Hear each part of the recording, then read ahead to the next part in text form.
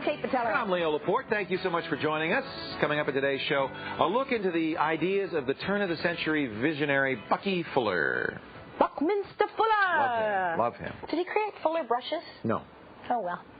Also, Leo chats with VDTV's own, our own beloved Patrick Norton about getting FireWire to work on your PC, which is a challenge, so I hear. And giving back his shirt. And giving back his shirt. That's right. Then Look later, at this. Oh, you missed it. It was in my rack. I think it's yours. He does have one just like this. Really? Then later, online transactions made easy on today's Fresh Gear. Fresh Gear. All right. Before we talk about today's topic for the chat room, let's check out the final results of our last poll. Voting with your wallet. Do you support the Amazon boycott? 81% of you folks say yes, and 19% say no. Well, all right. You can always find somewhere else to shop. Look at that. And there you have it. Look 81 at to 19. Today in the chat room, we're asking, are you majoring in video games right now? Why? Well, you could if you wanted to. UC Irvine's offering a degree. Well, it's not a degree. You could take a degree in history or science or anything with an emphasis on video games. Even dance. Did you know this? Computer science, interpretive dances about video games. I am the Tomb Raider. Okay, anyway. That was fabulous, man. Thank you. Yes, so you can put an emphasis on video games on just about any major they have at UC Irvine. And again, our question is, are you majoring in video games? Are you majoring in video games? I think I'm minoring in video games myself, or at least I did for a while when I was in ISU. Oh, yeah, God, I think I'm still majoring in video games. I know if in college, if they'd had video games, I would have majored in video games. Back then, we didn't have anything electronic, actually. I majored in quill pens and slates. But if we had them, I would have. Okay. Actually, in all seriousness, I remember when the first Pong game came out. I was in college, and it was great. You know, they had the ones where you sit down, and I remember spending a whole day in a bar. And then later I played Pong. No, they actually had the Pong game in the bar. And I spent the whole day there playing Pong. And Pong was a stupid game, but that's how interested I was in video. Oh, when I discovered chat rooms in a cafe, you can put quarters into the chat machine. Man. They can do that now? Yeah. You have them in cafes. You have a little quarter slot chat machine. Anyway, what do you think? You doing it? You're going to major in, are you currently majoring in video games, or will you? By the way, now the emphasis is either on design, for instance, or their effect on society. Lots of rich territory to cover that. Are you majoring in video games? You know where the web poll is, don't you? Where? Greensavers.com. And you know what that talkback does, don't you? What? It tells us how you really feel. What do you can also go to the chat room, or you can telephone us, 888-989-7879. Indeed. Or chat with us at chat.zdnet.com. Screensavers Room is a place where people hang out. That's right. Unless they want a magnet. Unless they want a magnet and they want to be on television. And what a joy that is. See? We're on television. Look. Yeah, aren't we happy? Aren't we? Who's in the... Let's take a peek at the Netcam Cineplex, if we can, and see who's in there today. There we go. Shannon. Hey, there's Lucas. Who's She got a BS in asteroids, huh? All right. There's Lucas visiting us from Newton, Georgia. Jen's playing on her palm there. Luke's got his palm. Luke and Kenny are here hanging out with us today. Luke, you got in the Netcam station. Nice. Isn't that must be his goal in life? He was very excited. Was he? He wanted to be on Spin today, but they... Oh, that would be cute. Hey, by the way, you get that magnet if you get on the Screensavers via Netcam, and the magnetic pick today features on our fridge the self-described Truly Amazed Linda and pet bird Boca. They hail from Tacoma, Washington. If you say that together like, Linda Boca, or Boca Linda, that means pretty mouth. Hey, you too can get your picture on our fridge. Just send it to the Screensavers at zdtv.com and make fridge picture the subject line. You got a pretty mouth. See? Now we have Luke, a.k.a. Lucas. His full name is Lucas, but he introduces himself as Luke, And another friend visiting us today. Yeah, in the chat room, 18-year-old Cub reporter Kenny Gow, who came out also from Newnan, Georgia, to interview the Screensavers and to hang with David Prager. That's right. That's what he's doing right now. How you doing, Kenny? Hey, wait a minute. That's my shirt. Hey. How you doing? Hey, isn't that the shirt Leo wore on Call for Help This today? is not the shirt that Leo wore today on the show. Actually, Leo's stealing from me. That's right. It's true. I decided See, I to have the wear fashion. his He shirt. has to copy. You know how it works. I see how it is. Dave, are you being nice to him over there? Oh, absolutely. All right. You Wow, too. that's really neat. Why did you come out here, Kenny, really? The real reason I came out here was to promote technology in the classroom. Oh, that's good. Also, as everyone knows, I came out here to meet both of you. Oh, that's neat. Well, All right. we're glad to have Well, you. I'm sorry to be such a disappointment. I think he had a good time with you I earlier hope today. so. I saw you guys sitting down in the company lounge with the giant chess set. And can I just tell you, from now on, I want to do all interviews from a beanbag. Can we do Were the you show on a relaxed? beanbag? Oh, my goodness. You can crawl out in the thing and go, oh, dude, let me tell you about computers in the classroom. It was really Well, we were, the original concept of the show had us in Lazy Boys. We really wanted to have Big recliners on yeah. the set, big plaid wool recliners, but We Jason get 'em. didn't have them. We also wanted happen. snacks in our fridge, but we just have books. Jason joins us on the ZDTV NetCam network from Simpsonville, South Carolina. Hello, Jason. Hello, Jason. Hi. Hi. Hi. Yeah. What's up? I think Jason just saw the Tigger movie. What's up, Buttercup? I have a question. Yeah. Okay. Okay.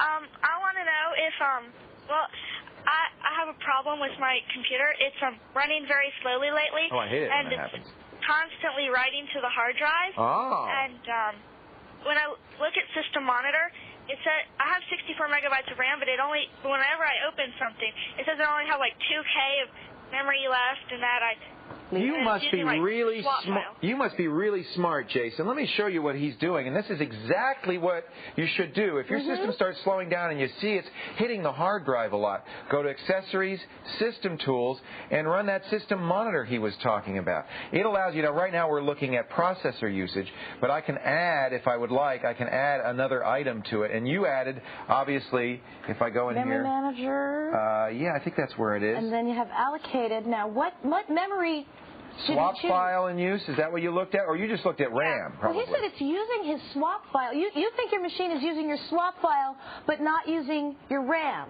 Is that what's going on? That's what you think is guess so. happening.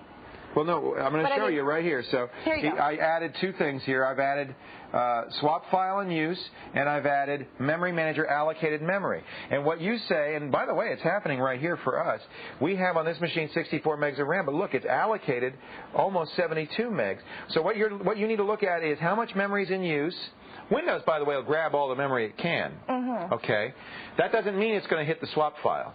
What will happen, even if you only have one program running, it may well grab all that memory, but then another program runs, it will split up what it's got. So a program can be greedy and say, give me all the memory unless anybody else wants it. It's like going to a buffet and say, I'll take all of that unless anybody else shows up. Right? Yeah, so what do you guys have? that's not meaningful, but what is meaningful is swap file in use. And since you're telling me your hard drive's getting hit, I bet you that your swap file's in use a lot. Have you looked at that to see that? Yeah, it says I'm using like 30. On general, it says about 38 megs of swap file in use. That's not too bad. That's not bad, considering that when we talk about making a hard swap file, we talk about double your RAM. So, in theory, your swap file could be 128 meg. If you're only using 38 meg, that's actually not bad. That's pretty small. Remember, anytime you're hitting the hard drive for memory instead of RAM, that's a bad thing, Yeah, right? why is that, Leo? Why does that happen? Well, so that's a bad thing, right? So even 38 megs could be a bad thing, but you always are using some of your swap file. So what's happening is obviously you're using something that's using up more memory than it should, or you're running low on memory. Now, 64 is normally a lot. What programs are you running? Is it more than one, Jason? Well, normally I use programs like America Online and, And then you have other programs running like Word and Netscape and stuff like that. Well, that's what's happening. Those are normal applications. Yeah, but remember, each one of those might take 20 or 30 megabytes. What I want you to do is look at, using fewer programs, close one out before you open the other one. That's going to speed your machine up. You might want to get more memory. 64 is quite a bit, but if you've got them all running at the same time, this is you did the right thing. This is a really useful tool. If you start seeing a lot of that swap file in use, then you're going to want to back down on the number of programs you got running to give yourself some more free RAM. You want to run out of RAM whenever possible. Maybe he should try downloading MaxMem from Analog X, which is a memory flusher. And you can play with that and set it for different things, set it to use aggressive memory. I can't remember all the settings, to be honest with you, Jason. But you know our friend Mark Thompson in Analog X? Go to analogx.com and download his memory tool. And that'll sit in the tray and allow you, if you double-click on it, it'll flush your memory or purge your memory. So give that a try. What happens as programs are used is that your memory gets fragmented, and sometimes blocks of memory are allocated, and pretty soon the programs are having trouble moving around. So it's kind of squishing it down, giving a contiguous area of memory to each program, things like that. It does improve the performance and the reliability. So maybe try that as well, but mainly run fewer programs at the same time. Absolutely. Close out. I see that all the time. I go over to somebody's desk at work, and they got 20 programs on this icon bar down here. That your computer's not going to be fast and reliable with that going on. Close the stuff. Okay, Jason? Okay. All right, good luck, dear. Bye. I mean, sir. Sir. You're not patronizing, sir. Thank you, sir. After the break. Bye, Jason. A ticker's a wonderful thing. How do the ideas of an early 20th century visionary match up with what's going on today? The world of humanist inventor Buckminster Fuller when the screensavers continue. I just like to say it. Buckminster Fuller.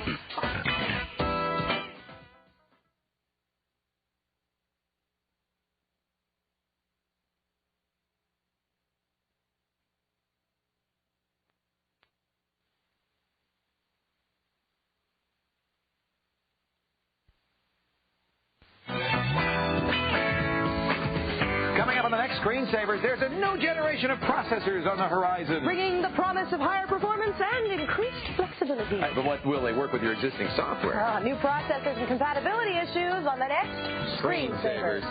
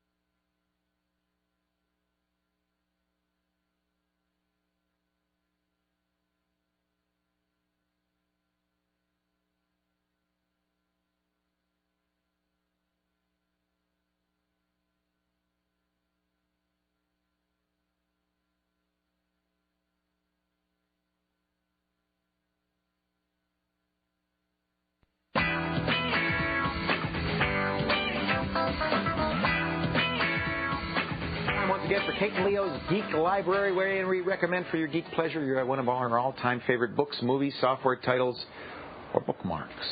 What we got this week there, Mr. Leo? It's in the fridge because it's so cool. Bucky Works. Now, let me talk about Buckminster Fuller. I remember in college, about 123 years ago, I went to a lecture by Bucky. Actually, it was about, probably 20 years ago, 25, 30. Anyways, a long time ago. And Bucky was already in his 80s at that time. I've never been so inspired by a speaker ever. Wow. Every once in a while in life, somebody comes along who is a true iconoclast, somebody who doesn't go along with the norm, marches to a different drummer, who thinks out of the box, Cliff to use Stoll. a modern phrase. Cliff might be. I think Bucky is in our generation the guy. Buckminster Fuller was an inventor, an engineer, an advocate of social reform who maybe didn't personally changed the world, but he sure changed a lot of people. Buckminster invented, among other things, the Dymaxion car. Now, this is in the 30s, remember. It was the first streamlined car. In fact... You're kidding, in the 30s? In the 30s. Now, it was unfortunately greeted with skepticism and, in fact, didn't do very well. He at the time said the Ford Model T, which was the current car of the time, was so unaerodynamic, it'd probably drive better if you drove backwards. And actually, he was right. It probably was more aerodynamic. Unfortunately, this wasn't the safest car in the world. In fact, even the world was very skeptical, and eventually one of its drivers died when the car got in a crash. Oh, dear. But it was very, very innovative at its time. He's best known probably for his geodesic domes. Here's a geodesic dome picture. These you see everywhere still. And well, did the geodesic dome change the world? No. Did the but it Dymaxion made great monkey bars and playgrounds across the world. Did the Dymaxion car change the world? No, it didn't. But Bucky lives on in his ideas and his dreams, and in fact in a subatomic particle called buckyballs, which were named after Buckminster Fuller. Is that it on the back? Is that a buckyball? That might be. Come to think of it, that looks like molecular structure. Well, it's subatomic, so I don't know if that does look like a molecule, but the buckyball is subatomic. You see that? There you go. If you're all interested in an unusual genius who didn't change the world but changed the way a lot of people think, and probably indirectly did in fact change the world quite a bit. This is a great introduction to Buckminster Fuller. It's called Bucky Works, Buckminster Fuller's Ideas for Today, and it really does put him in a perspective that I think is wonderful. A lot of people these days don't know about Bucky, and I think that's a shame. I think we all live a richer life because he lived and created the concept of Spaceship Earth and a whole lot more. Read about Buckminster Fuller. This is should be in every geek's library. And I hope it's in yours. All right. Well, it's going to be in mine. To fill out, you can read that. To fill out your Geek Library collection, check out our website, a complete listing of all of Kate and Leo's recommendations from years gone by at thescreensavers.com. All right. Now we're going to send Kate off to read and maybe do a little chatting, too. Coming up next, Patrick Norton. He's here to help you move video to your PC, taking a look at Firewire when the Screensavers continues.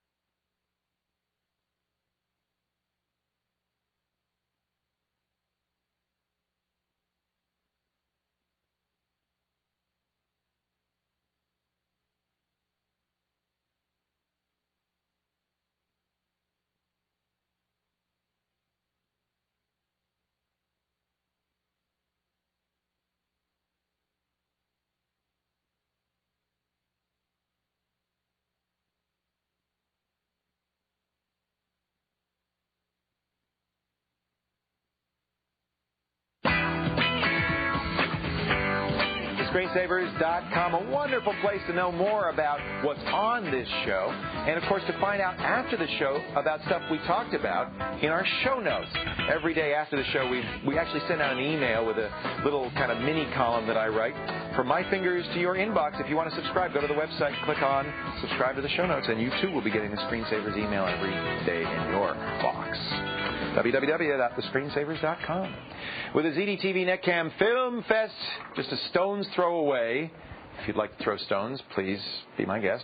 We've invited ZDTV Senior Technical Editor and all-around nice guy, Patrick Norton, here to show us about the pros and cons of getting video into your computer using Firewire.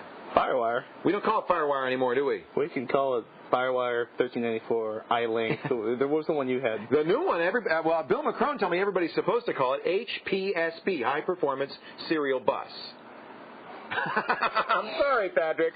It's not going to win. FireWire. Yeah. Sony calls it iLink. Yeah, well, and that's, I think, one of the reasons people are promoting HPSB is because it's not trademarked. And iLink and FireWire are, I guess 1394 is okay. Yes, but it's not as obscure and difficult to pronounce as HPSB. HABC. Throw the cat. What is FireWire? Okay, FireWire is an interface, right? So it's a way to bring data into your computer. This is a FireWire card. Right. A lot of computers now, Sony's doing this, Compact's doing this, have FireWire. Apple, of course, is doing it, FireWire on board, so you don't even have to add it to your computer after the fact. But this is how you'd add it to a PC. Exactly. In some ways, it's a lot similar to USB because you've got like a single cable, right? And you plug it into your peripheral. This is the cable. Actually, it almost even looks like a USB connector on this end. It's slightly different.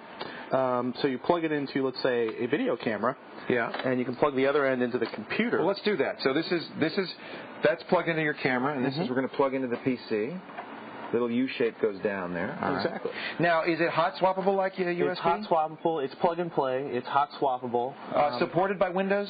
Supported by Windows. 98 SE? 98 and 98 SE. Okay. That's for the least painful interpretation of 1394 on the PC. Okay. It's going to be on Windows 98. As usual, and this was true of USB when it first came out. Well, it's also been we've been working with a bunch of 1394 boards here, and they've been a nightmare, Leo. They are. Well, we've had the same problem. It was hit and miss whether one board would work with a camera or not. Yeah. You know, they're why getting is better. that? Well, part of it's also is they didn't have a lot of standardized testing. They weren't like USB. They had like the plug fest, and 135 vendors get together. They bring all their toys, and they actually standard like USB. I mean, there's a specification. Well, as one engineer once said to me on the phone, sometimes people interpret a standard in different ways.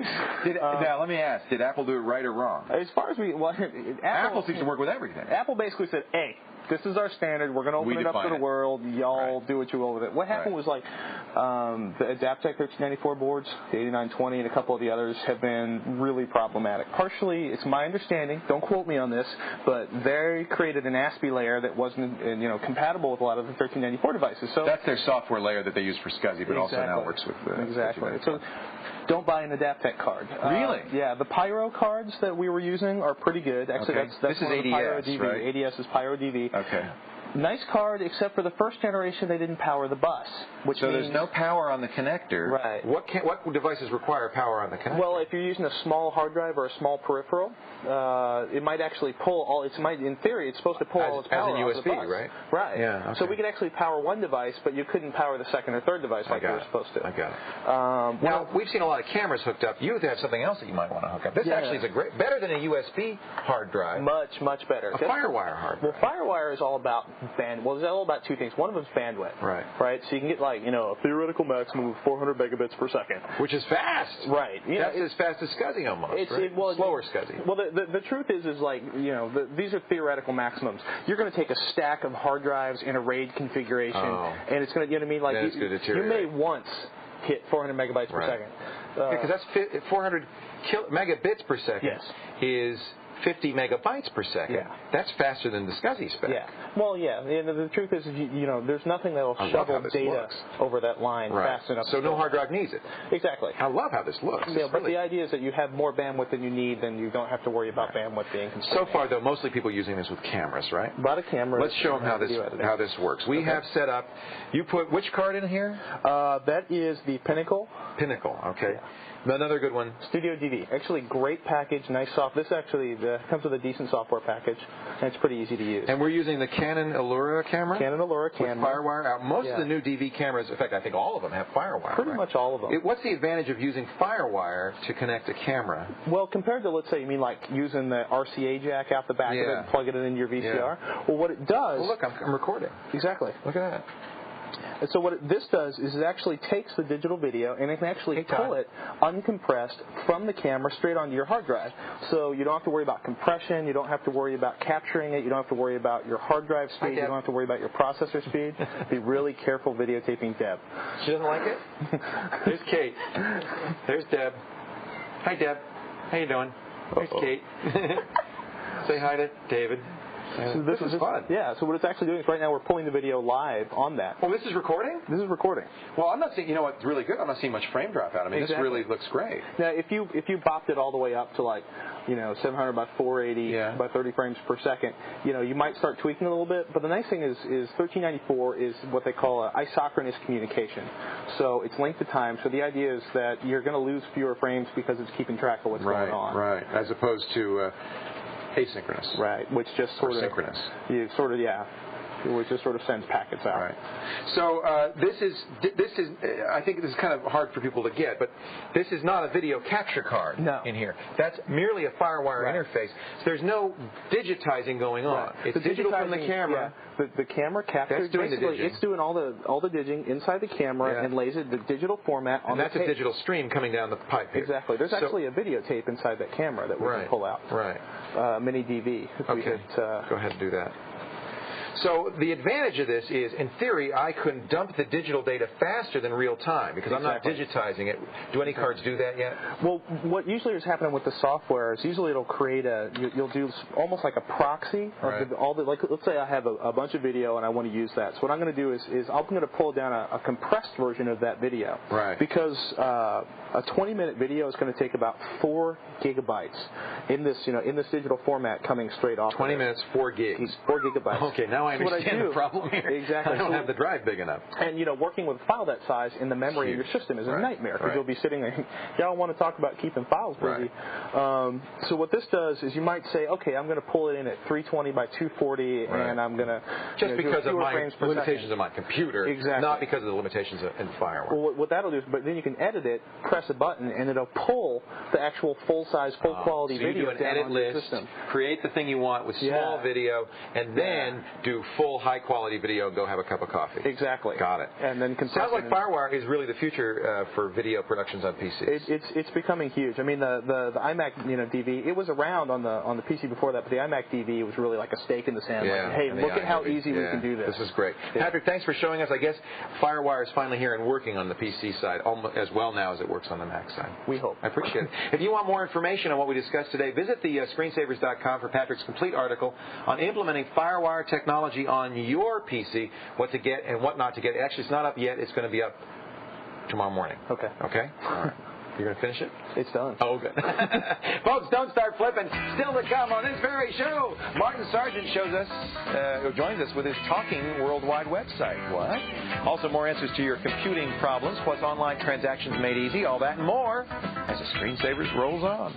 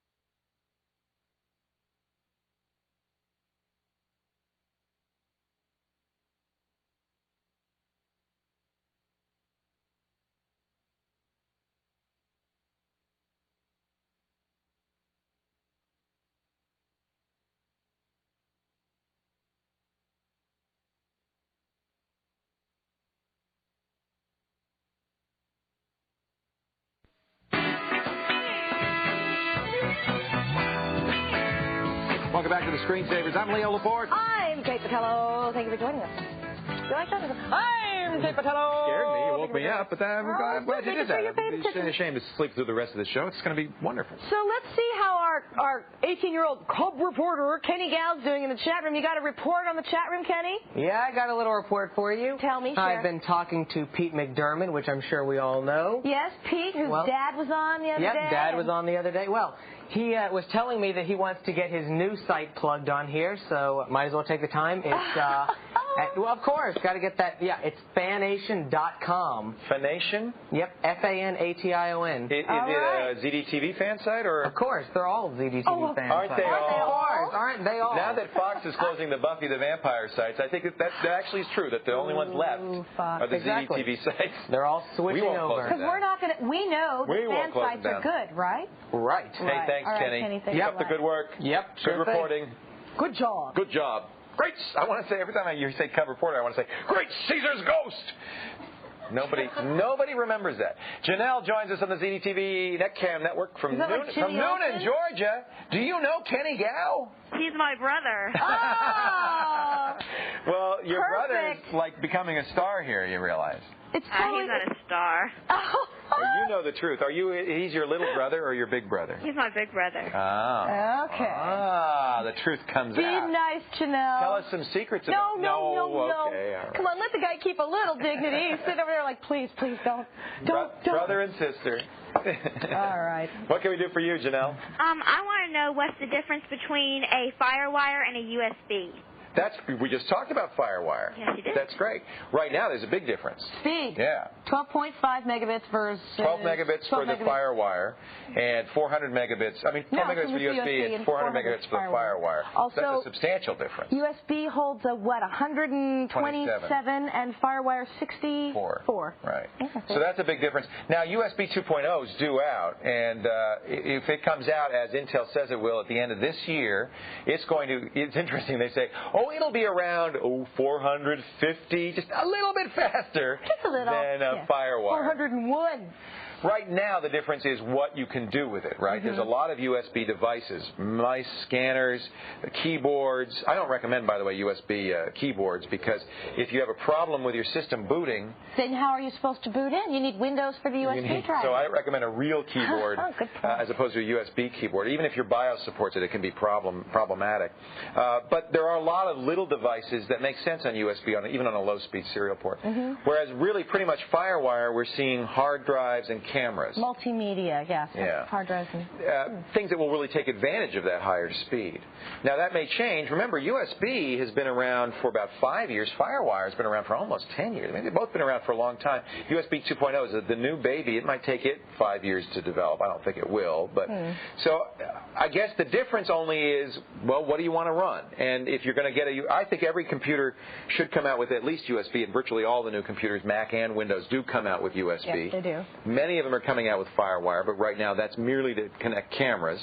That may change, but right now that's what you should think of it as. USB for peripheral devices, FireWire for cameras. All right? Okay? Okay, Janelle, do you have anything nice to say to your brother before you pretty please take us to break? I love you. There you go. Love you too. All right. I'm going to cry. Thanks for being nice. Now, Janelle, will you pretty please take us to break? Thanks, Kate and Leo. Online transactions are getting easier with SumiDas. We'll show you how when the Screensavers continues. That was wonderful. And very family friendly. Now you can pull the phone down and make a big smile so we can see your lovely face as we come out. Brother and sister, everybody looks fabulous. Yay!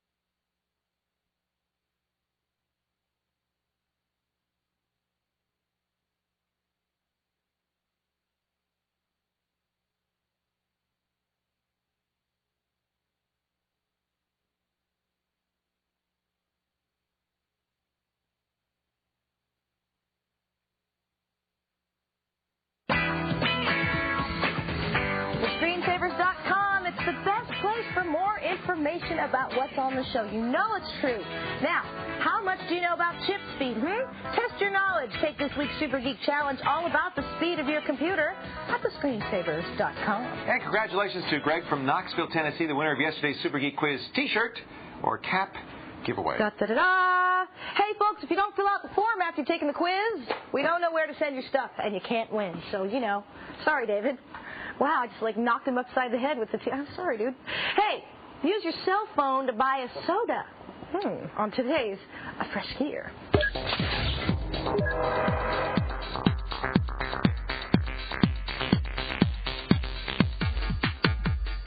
While I love shopping online, I have to admit that it's a far from perfect process.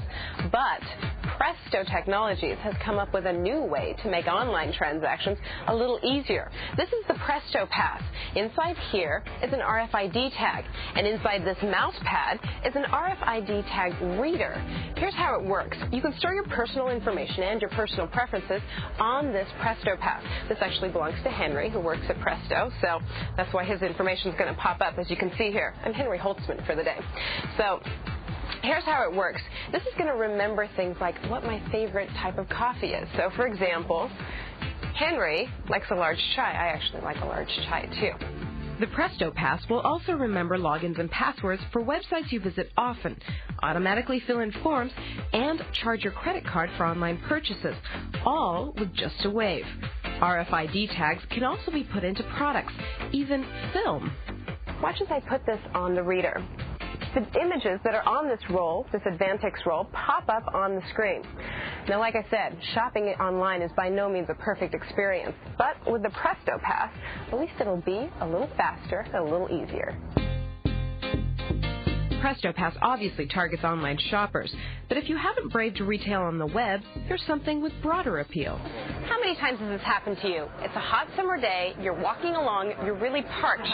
You see a vending machine, you want to get a drink, but you check your wallet, you check your purse, you don't have any change. What do? Well, now there's a solution. This is the Teledrink, and with this, you could use your cell phone to dial a number as it's listed here on the vending machine, and you'll get a recorded message. It'll say press 1 for cola, press 2 for Diet Cola, and so on. So you just enter in your selection, and the purchase, the soda, will get charged to either your credit card or your cell phone bill, and you won't have to go thirsty. At 80% interest? Yeah. I don't know about that. You can get your new Fresh Gear, though, every weekend afternoon at 12:30 Eastern, right here on ZDTV. It's fresh. It doesn't mean we have to think it's all perfect. See, now if I could say Coke and do that, then I would do that. Oh, that'd be awesome. That'd be good. Where'd you get that? I don't know. I just found it sitting here. Here's an email. Here's an email from Steve. He says, I'm looking for a program that could be embedded into a website that would read the pages out loud to anyone who's sight impaired. Is there a program like this? And would the person accessing the site be able to turn this feature on and off as desired? Listening to the web instead of reading the web when the screensavers continues.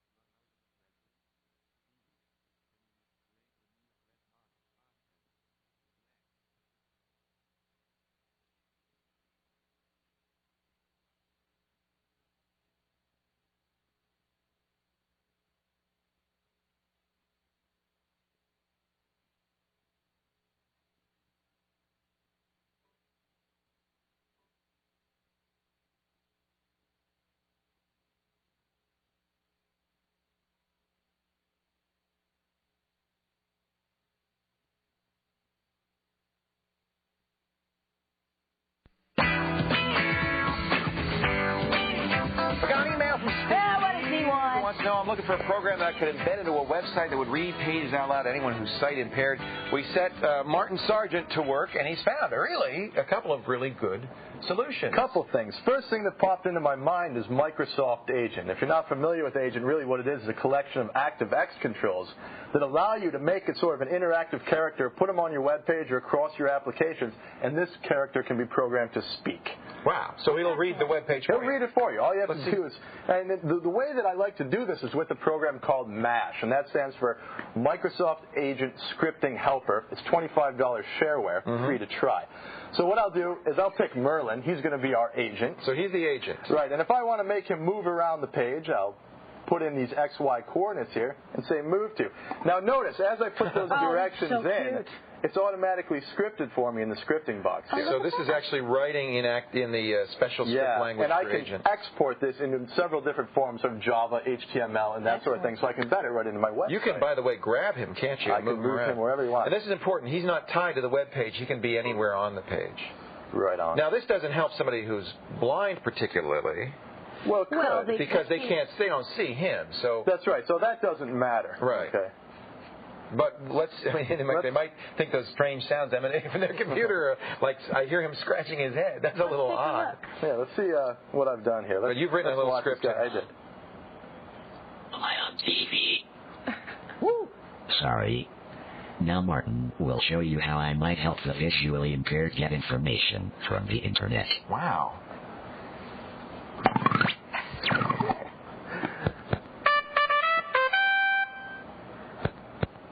It's like this. Microsoft Agent 2.0 is a pretty sharp little program, actually a collection of ActiveX controls that might be what Steve is looking for, depending on how extensive that oncology site is. Microsoft Agent lets you incorporate interactive characters into applications and web pages. You can program these characters to talk, jig around the page, and do all manner of wacky stuff. Moreover, the characters can easily be shut up. This script took me about 2 minutes to write. Really? That's how simple it is. Well, where'd the text come from? The text I just cut it out of the article I wrote. Now let's see. He said, by the way, I want to fight Leo. Wait a minute, I didn't put that in. No, he didn't say that. He wouldn't say that. Oh, now he runs away.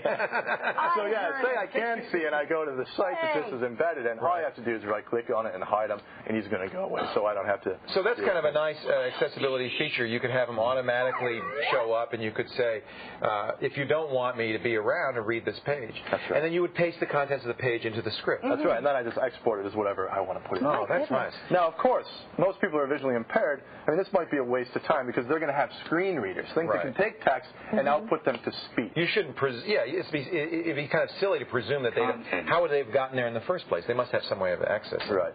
So this is IBM Homepage Reader. It is a browser. You know, the instructions here are all in Braille.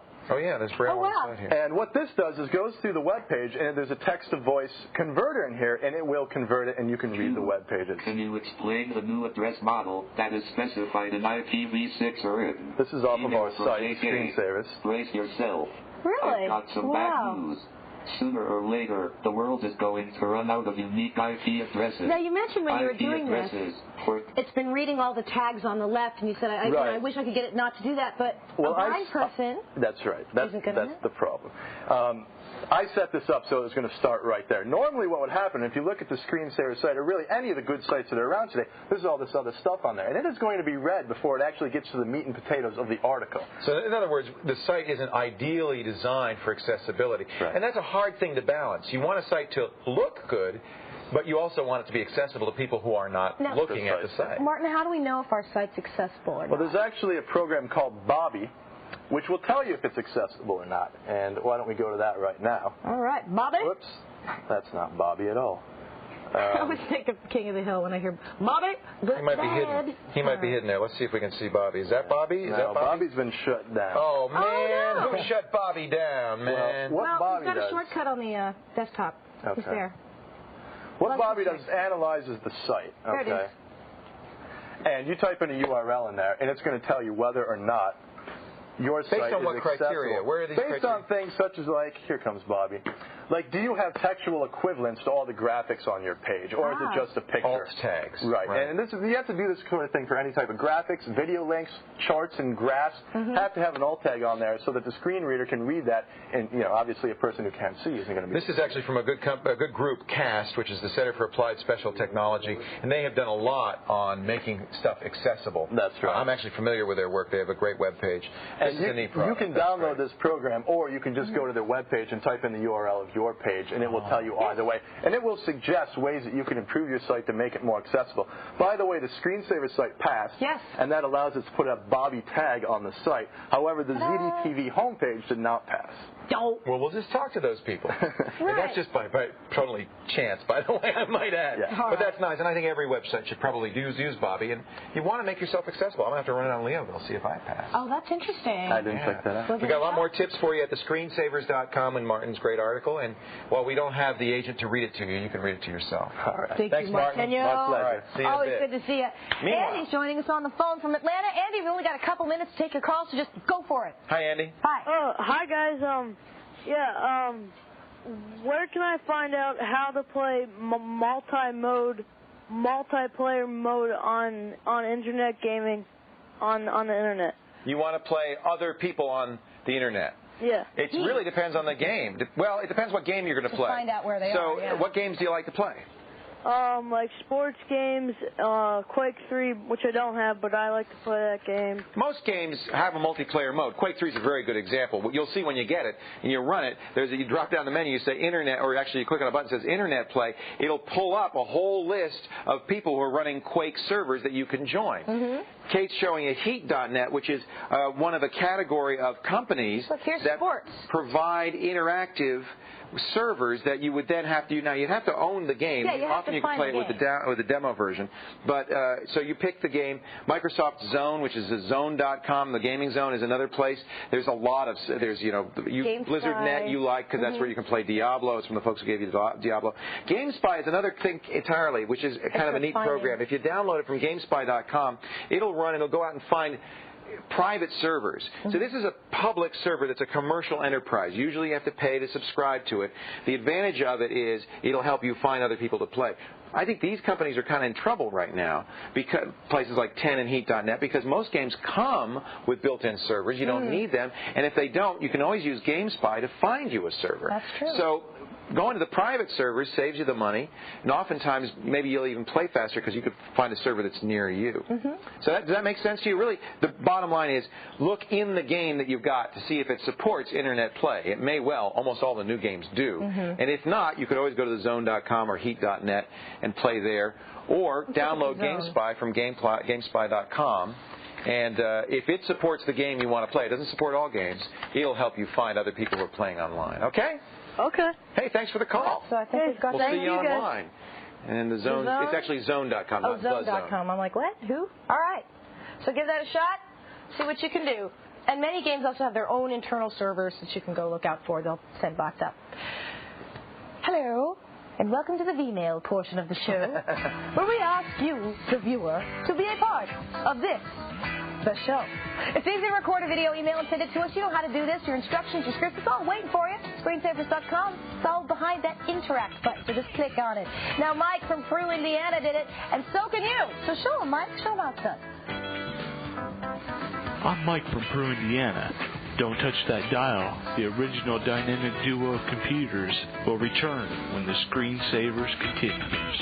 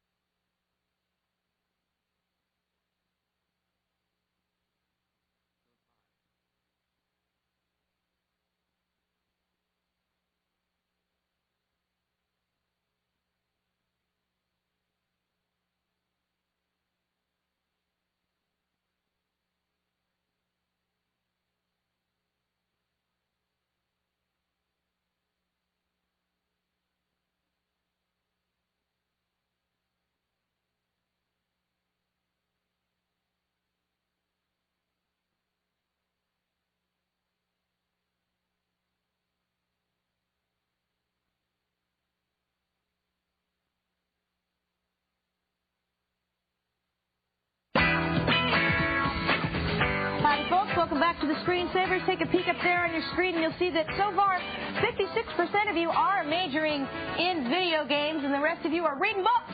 All right. Got 24 hours to go in there and vote at thescreensavers.com. We usually like to read some email here, but I also thought since we read messages from people, I came in here this afternoon to set up the computers, and I found a little message. Well, yesterday we were talking about Jim's castle that he's building in Vermont. Right. You know, with the moat, and he the says serfs with the in the serfs basement. And take a look at this little note he left me this morning. It says, "This is my castle." He says, yeah, dear Kate and Leo, this is my castle in Vermont. Isn't that cute? He put castle in quotes, but you know what? That ain't in the castle. It's a beautiful I didn't realize how beautiful that house was. Oh, I just love Jim. That's gorgeous. And by the way, we're all invited anytime we're in Vermont to go stay there. Are we now? Really? Right? Is that the royal we? Deb and I are like, yeah. Yeah. Okay. You should see when it snows. But I just thought that was so sweet, that little note. I like Jim. He's cool. All right, Very what do you cute. got? Saint. The Saint. The Saint? From Florence, Alabama. I didn't know the Saint was from Florence, Alabama. I didn't either. He says, I'm planning on building my own PC. I was wondering if I should go with a dual Celeron machine or should I wait for the gigahertz chips and stick with Windows 98. Now the key is you got to ask, when anybody asks a question like that, what are you going to do with it? Mm-hmm. He says, I'll be doing quite a bit of gaming and game design, but I'd like to keep the price down and the speed high. 98. Now, you know that I designed a dual processor Celeron machine because it was cheap. Right. But and now he says I'm going to run Windows 2000, BOS, Linux, and Windows 98. All of those are multiprocessor aware except Windows 98. Yes. Most games are not multiprocessor. The only one I know of is Quake, and I have Quake 3, and I haven't seen any benefit from having multiprocessor. Okay, that's very important. So I play games on my machine, and I have fast Celerons. But if you want the best gaming performance, I go with one of the newer chips. AMD just dropped the price on its Athlon 800 by 30%. Wow. 25% on its Athlon 650 or 700. Intel's done the same. So these new fast chips are really quite affordable now. And I think for gaming, you're probably better off getting the faster single processor. How do you think Windows 2000 is going to do for gaming, Leo? It's all right. I mean, Quake 3 and Unreal Tournament run very well in it, so the newer games run very well in it if you've got the right drivers for your hardware. Now, when he says game design, that's another matter entirely. For their multiprocessor would be a better choice. Most game design software is going to run very well in it. B? No. Well, yeah, sure. If you design a B game. Well, maybe you should, because how many are there? Not very many. Make a game for B. I'd be thrilled. Yeah, you might not have a lot of sales either. So I guess the answer would be, given what you want to do, you probably should stick with a single high-speed chip. The only people who should go with dual processors are people who are going to be using Linux, Windows 2000, and BOS, and they are going to run multiple programs to take advantage of multiprocessors. All right. Hey, let's take a moment and say gracias and adieu to our friend Kenny Gal, Cub reporter. How you doing? I'm doing great. When you going home? When? No hurry. Kenny and Lucas are on no the hurry, I'm tonight. sure. Are you going home tonight? Yeah, we're going home tonight. Wow. Yeah. Goodness. And they have to go to school tomorrow. What? I offered to write them a note, Yeah, she did. I did. Exactly. Dear and we might Kenny, take you up on that, Kate. I'll write you a note. Yep. I don't think it will work. I'll tell you, though, you're talking about Jim Louderback. I've got it, okay? We have the Sumi Das and the Jim Louderback. That's pretty What do you think? It's better than... Better than this? I don't know, but see, what's so good if you go Patrick, Jim, and Sumi, see? Patrick, Jim, and Sumi. Patrick, Jim. Hey, Lucas, thanks for joining us, too, all right? Lucas, there he is. There's Luke. With a non-buckyball. With a Hoberman.